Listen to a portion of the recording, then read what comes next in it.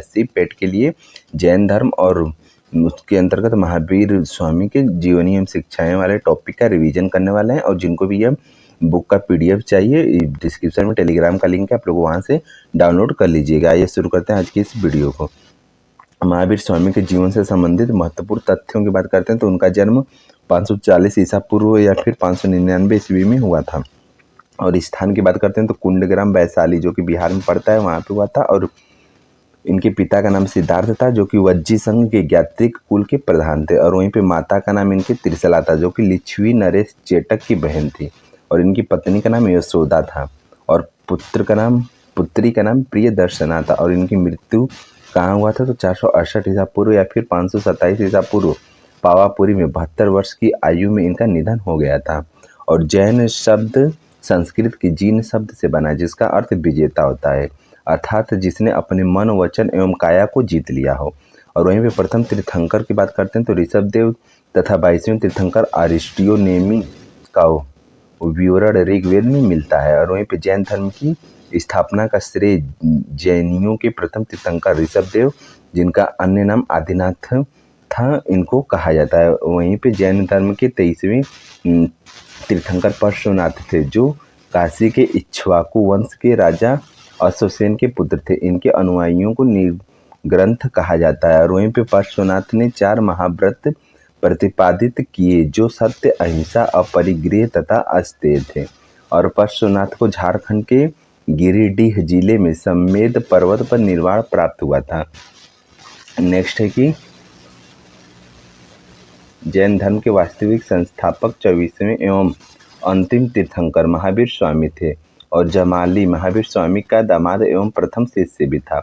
और महावीर स्वामी सत्य की खोज के लिए 30 वर्ष की अवस्था में सांसारिक जीवन का परित्याग करके सन्यासी हो गए। और वहीं पे 12 वर्ष तक लगातार कठोर तपस्या एवं साधना के बाद 42 वर्ष की अवस्था में महावीर को जम्भिक गांव के समीप ऋजुपालिका नदी के किनारे साल के वृक्ष के नीचे ज्ञान, जिसे कैवल्य कहा जाता है, प्राप्त हुआ। और वहीं पे ज्ञान, जिसे कैवल्य के नाम से जानते हैं, यह प्राप्त होने के बाद महावीर स्वामी जीन कहलाएं और इनके अनुयायी जैन कहलाएं। और महावीर स्वामी ने अपने जीवन काल में ही एक संघ की स्थापना की जिसमें 11 अनुयायी सम्मिलित थे। ये सभी गणधर कहलाएं। और वहीं पे जैन धर्म पुनर्जन्म एवं कर्मवाद में विश्वास करता है। जैन धर्म के अनुसार कर्मफल ही जन्म तथा मृत्यु का कारण है। नेक्स्ट है कि जैन धर्म में कृषि और युद्ध दोनों वर्जित है क्योंकि दोनों में ही जीवों की हिंसा होती है।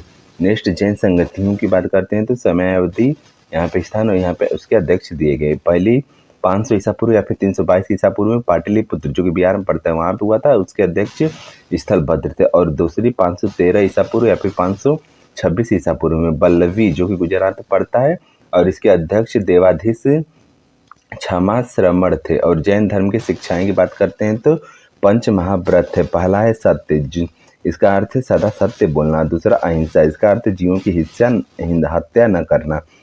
तीसरा है अपरिग्रह, इसमें है कि संपत्ति एकत्रित न करना। चौथे नंबर पे है अस्तेय, इसका अर्थ है कि चोरी न करना। और 5वें नंबर पे है ब्रह्मचर्य, यानी कि इंद्रियों को वश में करना। और वहीं पे उपयुक्त 5 महाव्रतों में से 4 पश्वनाथ ने दिए थे, जबकि ये जो 5वां ब्रह्मचर्य था इस महाव्रत ब्रह्मचर्य को महावीर ने जोड़ा था। नेक्स्ट त्रिरत्न की बात करते हैं तो त्रिरत्न जैन धर्म के अनुसार कर्म फल से मुक्ति के लिए त्रिरत्न का अनुशीलन आवश्यक है। पहला है सम्यक दर्शन यानी कि वास्तविक ज्ञान, दूसरा है सम्यक ज्ञान यानी कि सत्य में विश्वास, और तीसरा है सम्यक आचरण यानी कि सांसारिक विषयों से उत्पन्न सुख दुख के प्रति समभाव।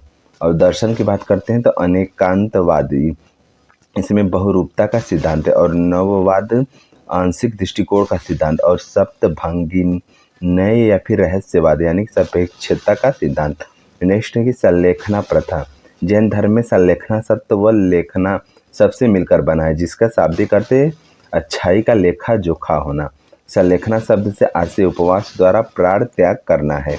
नेक्स्ट संथारा प्रथा, संथारा प्रथा जो है यह संथारा प्रथा के अंतर्गत जब किसी भी व्यक्ति को लगता है कि वह मृत्यु के निकट है तो वह एकांतवास ग्रहण कर लेता है और अन्न जल दोनों त्याग देता है तथा मौन व्रत को धारण कर लेता है। इसके पश्चात वह किसी भी दिन शरीर को त्याग देता है। नेक्स्ट है कि प्रमुख जैन ग्रंथ और उसके रचनाकारों की बात करते हैं तो कल्पसूत्र जो है इसके रचनाकार भद्रबाहु हैं और परिशिष्ट पर्वन ग्रंथ को हेमचंद्र ने लिखा है और रहस्यादवाद मंजरी जो है इसके रचनाकार मल्लिक सेन है और वो द्रव्य संग्रह है जो इसके रचनाकार नेमी चंद है और वहीं पे प्रवचनसार जो है इसके रचनाकार कुंद है।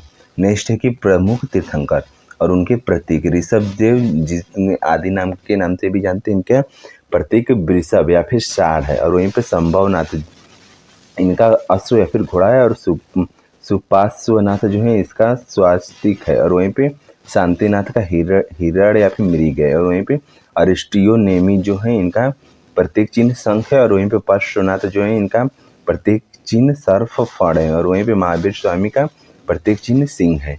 नेक्स्ट महत्वपूर्ण तथ्यों में है कि महावीर स्वामी का मत है कि पूर्व जन्म में अर्जीव पुण्य एवं पाप के अनुसार ही किसी का जन्म उच्च एवं निम्न कुल में होता है और स्थल भद्र एवं इनके अनुयायियों को श्वेतांबर कहा गया और वहीं पे भद्र बाहु एवं इनके अनुयायियों को दिगंबर कहा गया। ये दक्षिण के जैन कहलाएं और वहीं पे उत्तर भारत में जैन धर्म के दो प्रमुख केंद्र उज्जैन एवं मथुरा थे।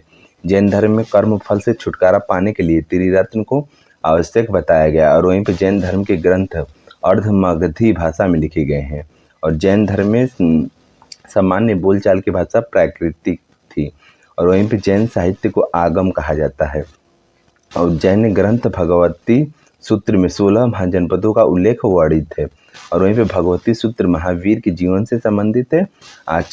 आचारंग सूत्र में जैन भिक्षुओं के आचार नियम तथा विधि निषेधों का वर्णन है और न्याय